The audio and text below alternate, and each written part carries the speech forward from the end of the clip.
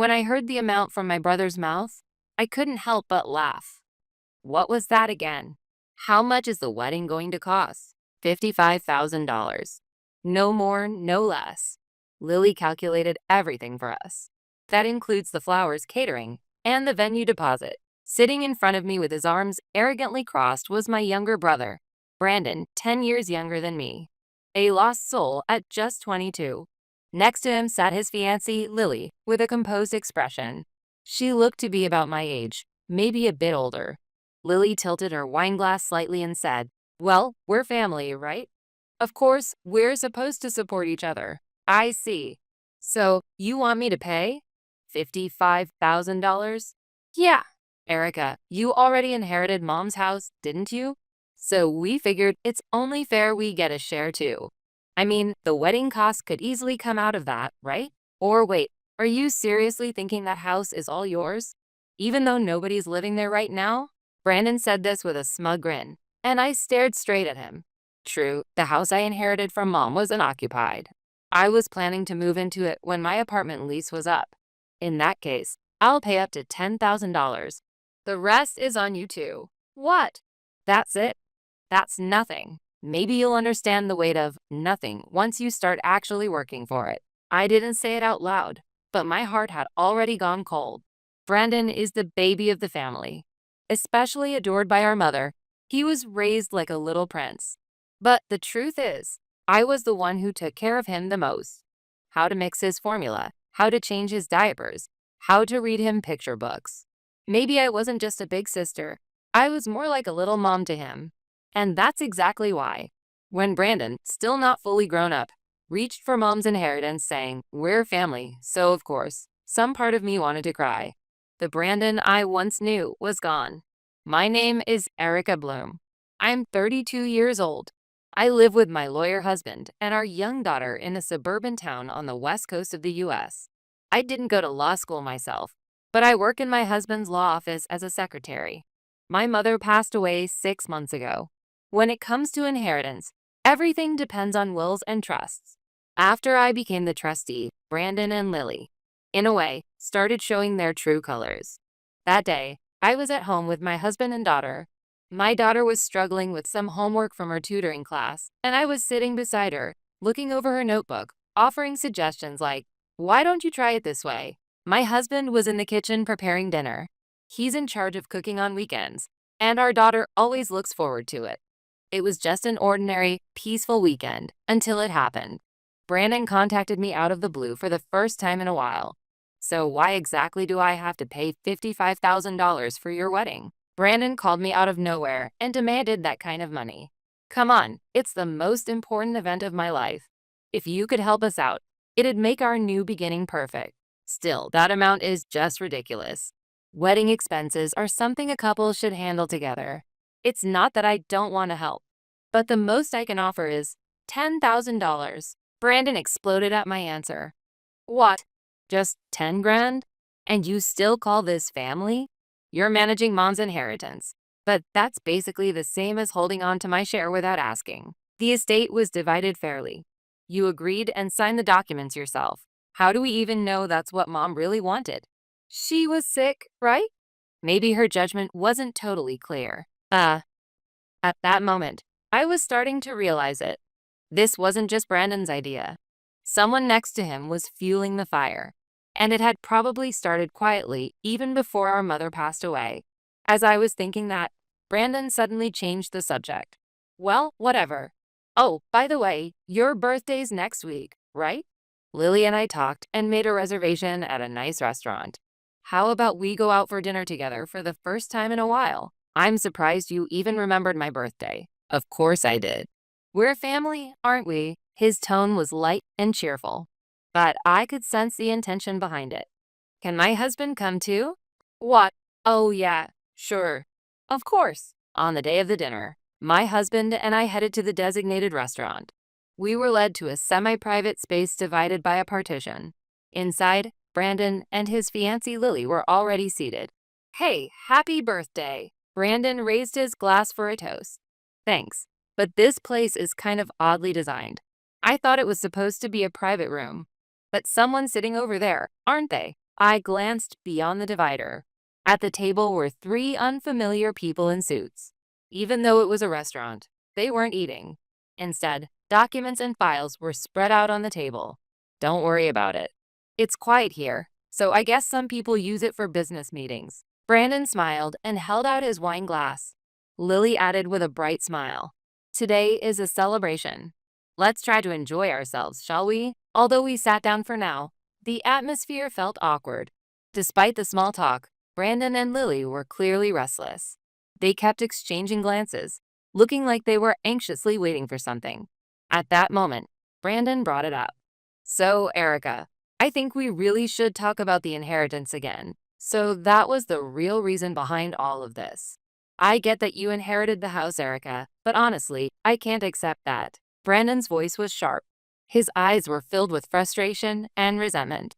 You got the house, and I was supposed to get a lump sum of cash, right? Yes, that's true. But Mom clearly stated in her will that everything, including Dad's life insurance and their savings, should be split as equally as possible. I explained calmly. Then Lily, grinning beside him, opened her mouth. But I understand Brandon's point too. That house is really nice. It should be worth a fortune. Shouldn't you reconsider how it's divided? No one's even living there now, right?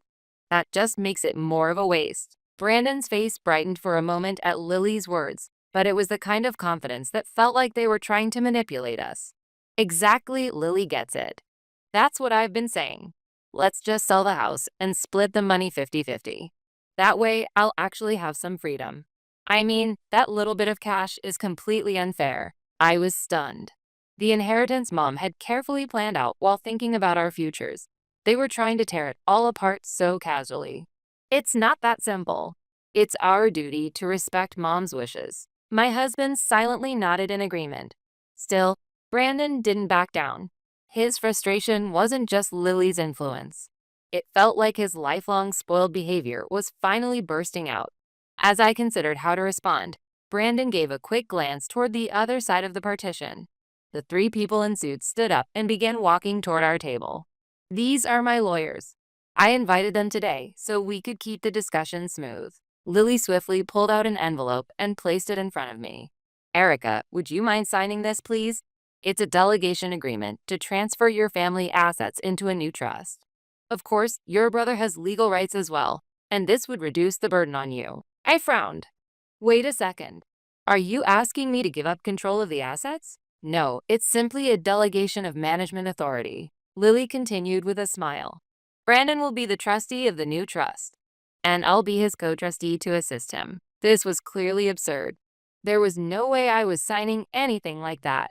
Just then, my husband, who had been silently scanning the documents the whole time, finally spoke. I see. So this is coercion of asset transfer disguised as a birthday celebration. Lily and Brandon froze. What are you saying? And who are you to even say that?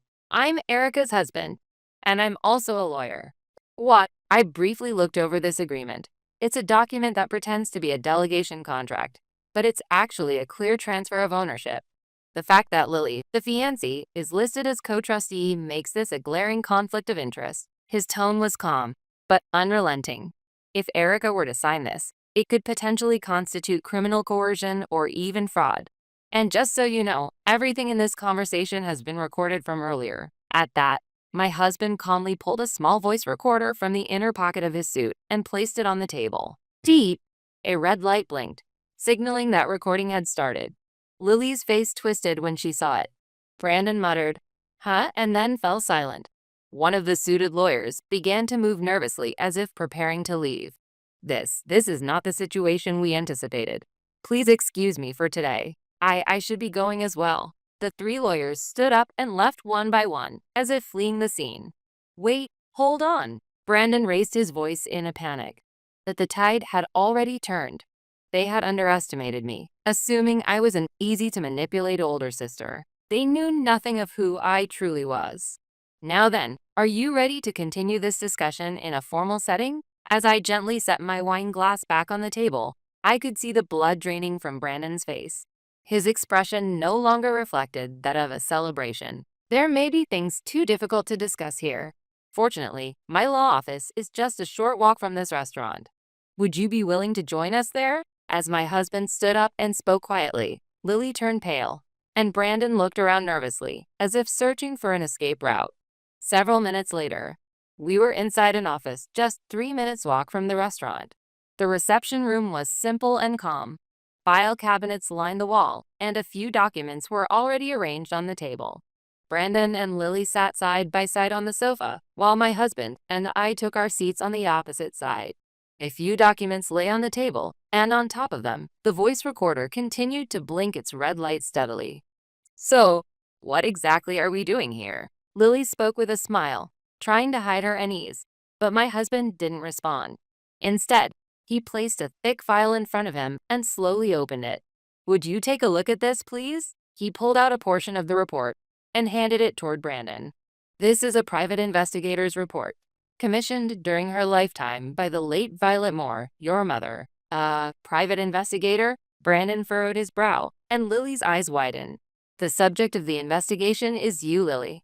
This report contains a detailed record of your behavior toward Erica's mother. My husband began reading aloud. Lily visited multiple neighbors of the target, asking questions such as, has Mrs. Moore been acting a little strange lately? In a way that caused concern. The subject attempted to gather information about the target's financial situation using a false identity. History confirms previous contact with other elderly women of means in similar fashion. Lily's lips trembled.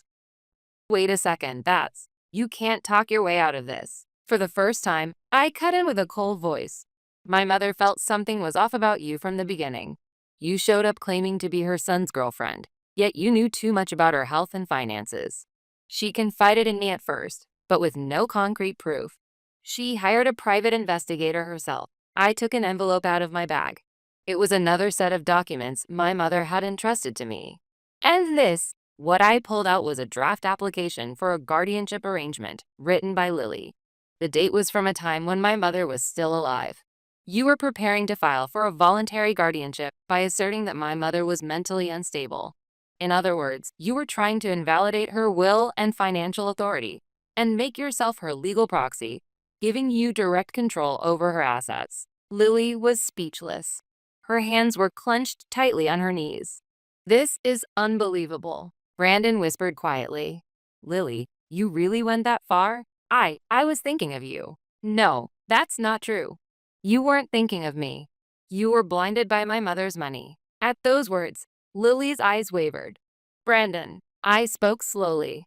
If you truly believed she was someone you could trust, then you share the responsibility. Brandon bit his lip and had nothing to say. But listen, I gently placed the documents on the table and looked at my husband. Your mother didn't completely give up on you. She made sure things were divided equally. If you hadn't asked for more, you could have held onto your rightful place as her son. My husband continued. However, the actions you both took were the equivalent of throwing that right away with your own hands. The red light on the recorder continued blinking quietly. That small, steady pulse looked like the final warning to Lily and Brandon. Lily, completely drained to respond, lowered her head and fell silent. Amid the silence, my husband slowly pointed to the voice recorder sitting on the table. By the way, this entire conversation is being recorded as well. The red light on the voice recorder glowed steadily, indicating that it was in use. Lily looked up for a moment. Her eyes clearly showed fear. A soundless breath escaped her lips as her throat moved. My husband continued in a calm voice. If there is any suspicion of coercion or fraudulent agreements, this recording may be submitted as valid evidence. Of course, through proper legal channels. Lily lowered her gaze, her shoulders trembling. But then, in the next moment, rather than refute our words, Lily scowled and folded her arms. What? Are you serious? I have a signed contract with Brandon.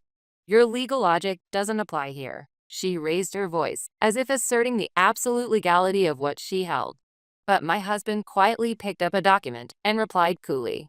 That so-called contract is merely a memorandum. It does not carry legal force. It's not a formal engagement agreement or a legally binding inheritance division contract, so the likelihood of it being invalidated is extremely high. Lily faltered for a moment, but quickly snapped back. Don't be ridiculous. This is my trump card. If you think I'm going to lose to you, you're dead wrong. I'm not giving up. With that, she turned on her heel and stormed toward the door. Bang! The door slammed violently behind her. What a storm of a woman! My husband let out a small sigh and began to tidy up the documents on the table. After Lily's outburst and departure, Brandon remained slouched in his chair, looking utterly drained. Given how thoroughly she was exposed, that reaction was expected. But we still can't let our guard down. I nodded firmly. This wasn't over yet. Brandon, I'm sorry, but from here, we need to have a family discussion. Would you mind staying a little longer? As my husband spoke, he switched off the voice recorder. The red light indicating it was recording turned off. I'll talk to Lily properly. But why was I so blindly following someone like her? Brandon muttered, his voice hoarse and distant. The arrogance he'd shown up to that point had vanished. With his shoulders slumped, he looked like a lost child. Even realizing that is a step forward, I said quietly, "But what you did to Mom, and to me, that doesn't disappear." Brandon kept his head down, biting his lip. "Do you think Mom always believed in me?" I said nothing for a moment. Then I let out a small sigh and pulled an envelope from my bag. "This is a letter Mom wrote for you before she passed. I wasn't sure if I should give it to you, but I think you're ready now." I placed the envelope on the table. She truly believed that you could change, right up to the end. That's why she divided the inheritance equally. But giving the same amount of money and giving the same level of trust, they're not the same thing. Brandon stared at the envelope without saying a word. He reached for it, pulled back, and reached again. That hesitation reflected his inner turmoil. I've been such an idiot. At those words, I narrowed my eyes just a little. You were an idiot, but it's not too late. My husband then spoke in my place. What matters now is what you choose to do going forward. Brandon gave a deep nod. I'll settle things with Lily too. I don't want to add to my debts anymore. I couldn't face Mom or you, Erica. I don't care what you think of my face. Just stop trampling on what Mom believed in. I stood up and gently placed my hand next to the envelope. Stop using, because you're my sister, as an excuse to depend on me. That ends here. Brandon gave a small but definite nod. Well then, it wouldn't be any fun if we just let this slide. How about we take a little counteraction? My husband turned to me with a question, looking almost cheerful. Of course. I'm not planning on losing either. What about you, Brandon? There was a short pause before Brandon looked up, his face stiff. What? He slowly let out a breath and spoke as if he had made up his mind. Okay, I'll do it too. I'm not letting her get away with everything. We all nodded to each other. This battle wasn't over. In fact, it was just getting started. A few days later, in a glamorous hotel banquet hall, friends and family gathered to celebrate Brandon and Lily. Lily wore a beautiful dress, greeting the guests with a confident smile.